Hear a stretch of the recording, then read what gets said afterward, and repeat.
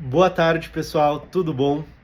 A gente vai dar sequência hoje nas nossas discussões sobre textos históricos, fontes primárias de mecânica quântica. Lembrando que fontes primárias são os textos originais.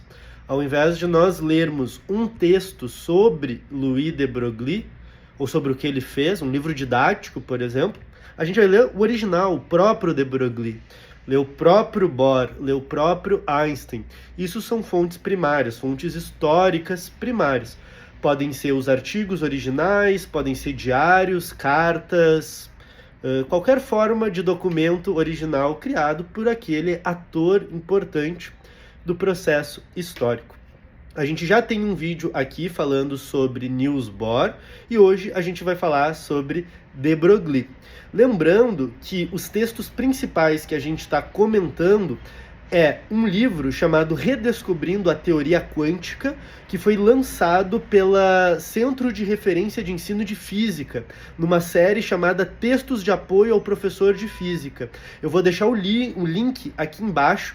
Esse livro é de download público e gratuito. Eu só peço que preencha lá um formulário para que a gente possa ter uma ideia de quem está chegando até nós, e aí você pode ter acesso, disponibilidade, né, para baixar esse livro e usá-lo como quiser. E tem um outro texto, que é um artigo publicado na Revista Brasileira de Ensino de Física, que eu também vou deixar nesse site que está aqui embaixo o link, chamado Concepções de Dualidade Onda-Partícula, e esse artigo também ele é público e gratuito, então quem quiser pode fazer o download desses materiais e lá vai ter os textos originais comentados por nós. Esse livro que eu comentei, a gente traduziu os discursos do Prêmio Nobel para o português e comentou eles, um grupo de alunos e eu fizemos isso aqui na Universidade Federal do Rio Grande do Sul. Nesse mesmo link você também encontra aí outro link, né? Você vai entrar lá, você vai encontrar um monte de material, tem esses materiais, mas também tem um link para o nosso e-book chamado A Ruptura Fundamental, afinal do que fala a mecânica quântica, que então vai direcionar você para o nosso e-book, onde a gente vai detalhadamente, passo a passo, de forma muito didática, explicar conceitos fundamentais da mecânica quântica, por que ela é tão polêmica, o que ela rompe com a física clássica, o que ela fala de fato sobre a natureza, mas também o que ela não fala, por que tem tantas distorções na internet e por aí vai. Então fica um super convite para você conhecer esse e-book, ele foi publicado pela editora Libélula, e aí você encontra lá um material muito bem organizado, estruturado, com a finalidade de ensinar mecânica quântica de forma didática. Esse e-book ainda tem links e QR Code para vídeos exclusivos, onde a gente complementa as explicações do texto com vídeos falando sobre mecânica quântica. Então, estão feitos os convites.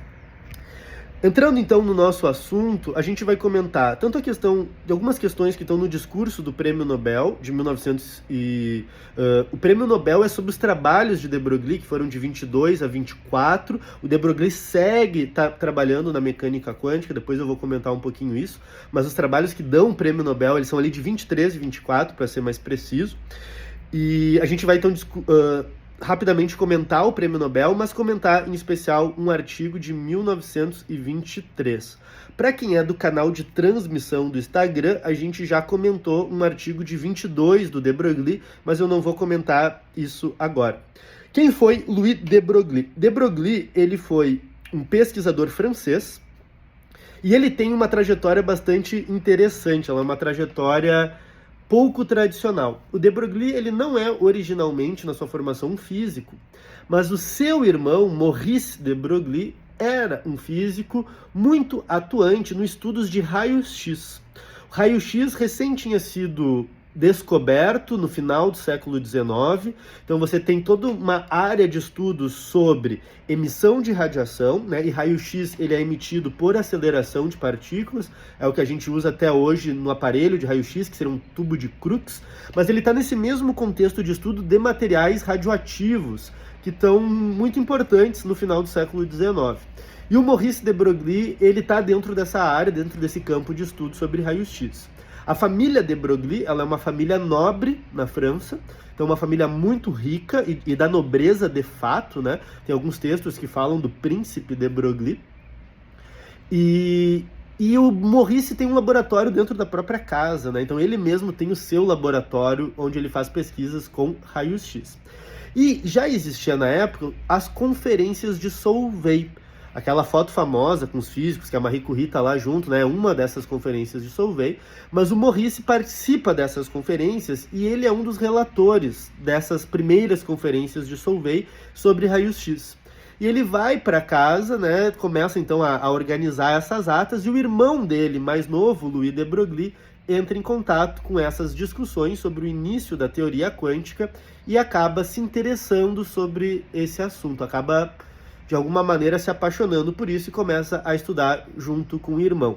Ele passa a ter alguns trabalhos empíricos, experimentais, no início da década de 20, e logo depois então começa a trabalhar com problemas mais teóricos. Em 22 ele publica, né, isso a gente comentou no canal do Instagram, um texto em que ele trata a radiação como partículas de luz, de fato átomos de luz, sendo capazes de formar moléculas de luz, e a partir daí ele tira a expressão da radiação, tanto no modelo de Wien quanto no modelo de Planck.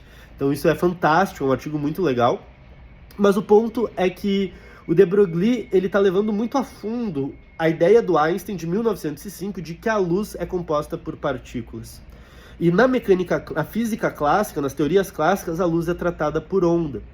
Então, o que o de Broglie passa então a conjecturar existe uma descrição ondulatória para a luz. Mas agora a gente está propondo uma descrição corpuscular. Existe uma lei que descreve o movimento de partículas. Na física que a gente estuda no ensino médio, isso seriam as leis de Newton. A gente usa as leis de Newton para falar do movimento. Quando a gente estuda mecânica clássica num sentido mais amplo, a gente vê que tem outras formulações que são muito poderosas e nos ajudam a estudar outros problemas que o formalismo newtoniano tem dificuldades de entrar. Então, por exemplo, o formalismo lagrangiano, o formalismo hamiltoniano, são modelos que vieram depois, existem princípios que a gente usa para poder descrever o movimento de partículas. Um dos primeiros princípios que se usa nessas outras fórmulas da mecânica é o princípio de mínima ação, que pode ser apresentado de várias formas. Mas o de Broglie, que é francês, cita justamente um princípio de mínima ação, que é o princípio de mínima ação de Maupertuis, que é válido quando o sistema está isolado. Para um sistema isolado, com energia constante, você pode usar esse princípio de minimação, que é o princípio de minimação de Maupertuis. E aí o de Broglie propõe, existe um princípio para partículas, que é esse princípio aqui. Por outro lado, as ondas também seguem um princípio. Quando a gente estuda ondulatória na escola, a gente fala do princípio de Huygens, né? Estuda como é que as frentes de onda se manifestam, mas tem um princípio por trás disso, que é o princípio de Fermat. O princípio de Fermat diz que a onda se locomove, né, se movimenta, se propaga no espaço, de forma a transcorrer o menor tempo possível entre o ponto de início e o ponto final. Então você minimiza o tempo. Enquanto que na mecânica clássica de partículas, você minimiza uma grandeza chamada ação. E aí o de Broglie propõe uma comparação. Eu posso tratar a luz tanto como partículas como ondas. Então eu posso usar tanto um princípio de Maupertuis quanto o princípio de Fermat. E aí, se isso vale para a luz, por que não poderia valer para tudo? Se a luz é composta por partículas, o de Broglie imagina partículas com massa, todas as partículas com massa deveriam ter um fenômeno ondulatório também associado.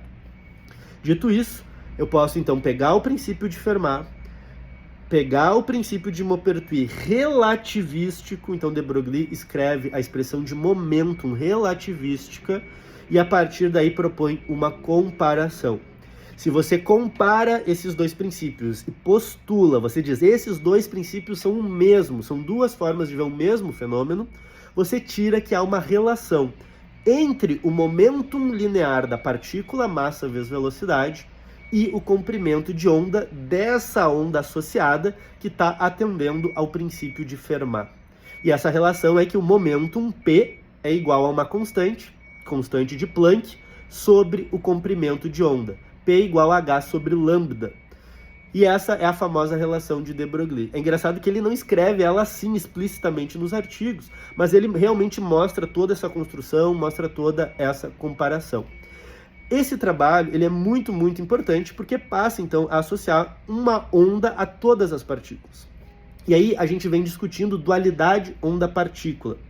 Os trabalhos de Einstein não eram, em 1905, não era um trabalho dual, porque Einstein pensava que a luz era corpuscular no nível microscópico e ondulatório quando eu tinha muitos quanta de energia. Já o de Broglie não, ele pensa que uma partícula tem com ela associada uma onda. Então, na mesma escala, a mesmo sistema tem partícula e tem uma onda real, um campo real ali. O professor Oswaldo Pessoa Júnior denomina essa e outras interpretações que também fazem isso de uma interpretação dualista realista, porque associa ao mesmo sistema uma partícula e uma onda na mesma escala. E aí então de Broglie passa a associar a toda partícula essa onda, uma visão verdadeiramente dual, né? Então já está dentro aí desse campo novo da mecânica quântica propriamente. E aí por que isso é tão interessante? Porque elétrons, existem experimentos típicos que mostram trajetória de elétron, que mostram a massa do elétron, que mostram a carga do elétron, propriedades de partículas. Então tu tem esses experimentos consolidados no início do século XX. E o de Broglie, ao mesmo tempo, mostra que tem um comprimento de onda associado a esses elétrons. Se isso fosse verdade, quando eu passar elétrons por uma fenda, eles devem sofrer efeitos ondulatórios, como difração, interferência e por aí vai. Nos anos subsequentes, exatamente isso que se faz. Se passa um feixe de elétrons por um material cristalino. Então a própria rede de átomos forma como se fosse uma sequência de fendas e os elétrons passam. Se há comportamento ondulatório, deve aparecer um padrão de interferência, um padrão de difração. E esse padrão de difração, você sabendo o momento linear do elétron, isso é dado pela energia que você tem para esse elétron, você aplica uma tensão aí nessa fonte de elétrons, então você sabe a energia, você consegue saber a distância das franjas desse padrão de difração. Você prevê isso teoricamente. Você conhece a rede cristalina, você sabe a energia do elétron, então você sabe o comprimento de onda, você prevê qual é o padrão de difração. E o fato é, quando se faz os experimentos, você encontra esse padrão de difração, esse padrão de interferência, batendo com o comprimento de onda previsto pela teoria de de Broglie. Então, existe um comportamento ondulatório associado àquilo que nós conhecíamos como partículas. Isso é uma quebra enorme de pensamento, isso é uma quebra enorme do nosso entendimento sobre a realidade.